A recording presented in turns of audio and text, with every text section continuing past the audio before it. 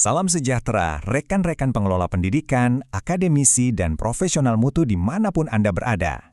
Selamat datang di sesi bedah materi kita kali ini. Coba bayangkan sejenak betapa cepatnya dunia pendidikan kita dipaksa berubah dalam 5 tahun terakhir, dari ruang kelas yang mendadak kosong karena pandemi, sampai ke ruang ujian yang sekarang diinvasi oleh kecerdasan buatan. Nah, sebagai seorang auditor yang sehari-hari melihat sistem manajemen, saya sering merenung, apakah standar manajemen pendidikan yang kita pakai ini masih relevan? Hari ini, kita akan melakukan analisis kesenjangan atau gap analysis yang mendalam mengenai transisi dari ISO 2101 versi 2018 ke versi terbarunya, yaitu ISO 2101 tahun 2025. Ingat, ini bukan sekedar pembaruan dokumen biasa. Ini adalah lompatan nyata dari sekedar kepatuhan administratif menjadi sebuah resiliensi sejati. Berikut adalah peta jalan pembahasan kita.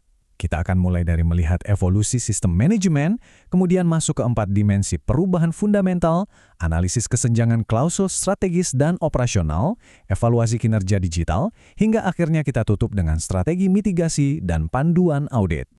Masuk ke bagian pertama, evolusi sistem manajemen pendidikan. Mari kita lihat kenapa standar versi 2018 itu harus dirombak total.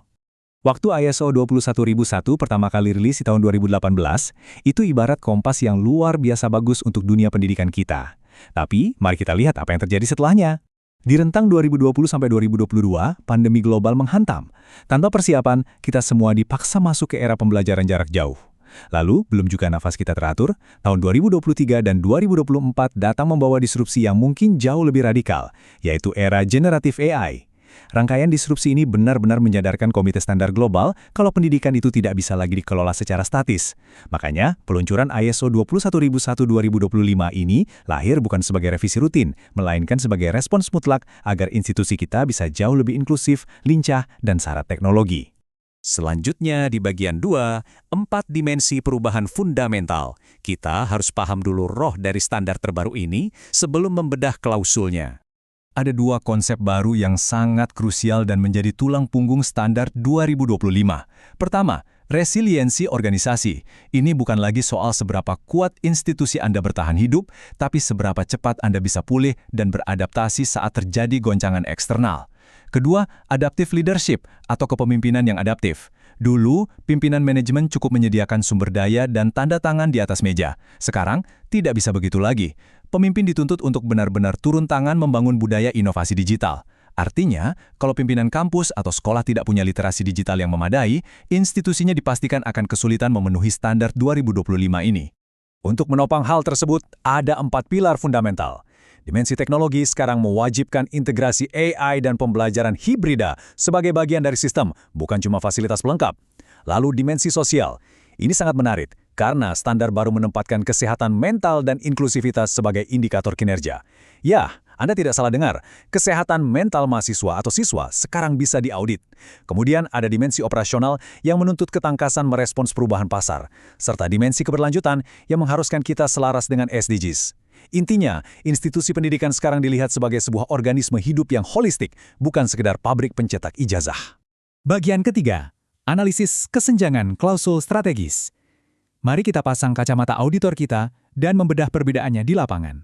Kita mulai dari klausul 4 tentang konteks organisasi.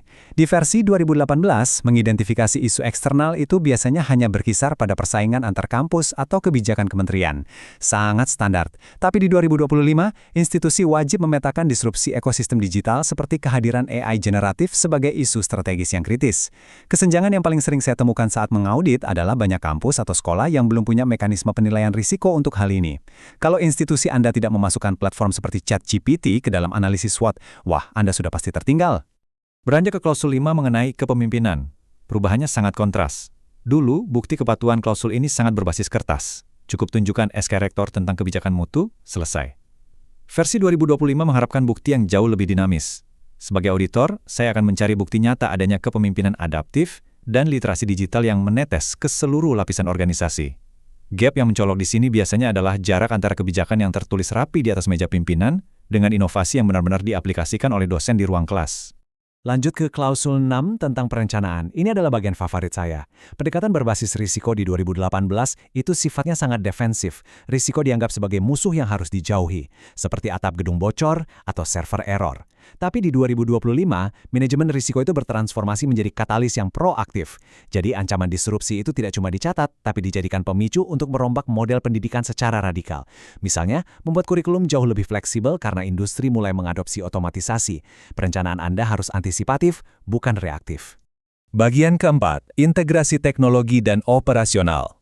Mari kita lihat bagaimana teknologi terintegrasi ke dalam denyut nadi operasional institusi.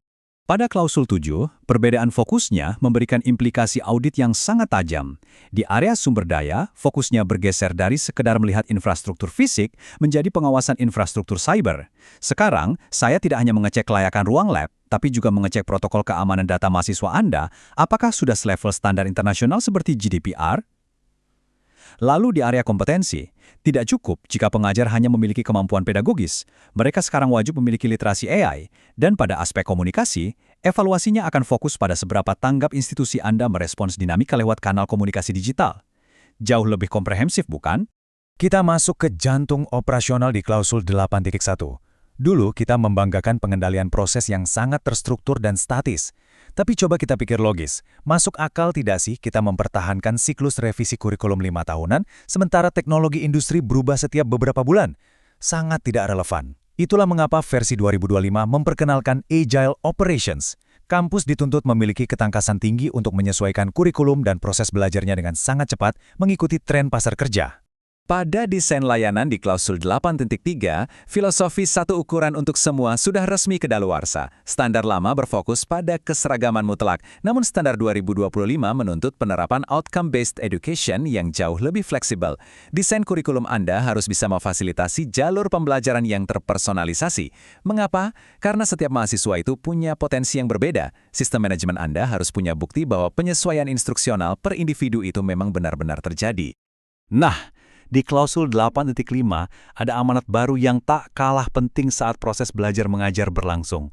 Institusi kini diwajibkan untuk memantau well-being atau kesejahteraan mahasiswanya. Sekali lagi, kesehatan mental adalah indikator kinerja.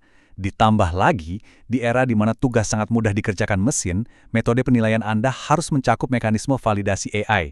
Kita harus menjaga integritas akademik untuk memastikan bahwa kompetensi yang dinilai itu memang murni hasil pemikiran siswa, bukan sekedar hasil pekerjaan bot. Jika saya harus menarik satu garis merah untuk seluruh perombakan pada proses operasional ini, intinya adalah pendidikan kini bergeser dari sekedar penyampaian materi menjadi pengelolaan pengalaman belajar yang adaptif. Kita tidak lagi sekedar memindahkan teks dari buku ke otak anak didik. Berdasarkan standar 2025, kita sedang merancang sebuah pengalaman belajar yang lincah, aman secara emosional, dan responsif terhadap kemajuan teknologi. Bagian kelima, evaluasi kinerja ekosistem digital. Setelah kita membangun operasional yang canggih, bagaimana cara mengukurnya? Disinilah pemanfaatan data menjadi primadona di klausul 9 dan 10. Evaluasi kinerja bukan sekedar membagikan raport di akhir semester. Institusi diharapkan mulai menggunakan big data untuk analisis prediktif, yaitu mendeteksi potensi kegagalan siswa jauh sebelum ujian akhir terjadi, sehingga intervensi bisa segera dilakukan. Untuk rekan auditor internal, skill Anda juga harus di-upgrade. Anda harus mampu mengaudit log sistem dan keamanan cloud. Dan soal peningkatan berkelanjutan, lupakan sekedar menambal ketidaksesuaian kecil. Institusi harus berani melakukan inovasi radikal agar tetap relevan di masa depan. Bagian keenam, sekaligus yang terakhir, strategi mitigasi dan audit. Dari mana kita harus mulai memperbaiki semua kesenjangan ini? Sebagai pihak manajemen, Anda bisa mengambil 4 langkah konkret ini. Langkah pertama, lakukan Digital Maturity Assessment. Mari jujur pada diri sendiri sejauh mana kesiapan infrastruktur dan literasi dosen kita saat ini. Langkah kedua, segera redesign kurikulum menjadi berbasis outcome-based education yang relevan dengan industri. Langkah ketiga, perkuat tata kelola data. Anda butuh kebijakan yang sangat jelas tentang batasan etika penggunaan AI di kampus.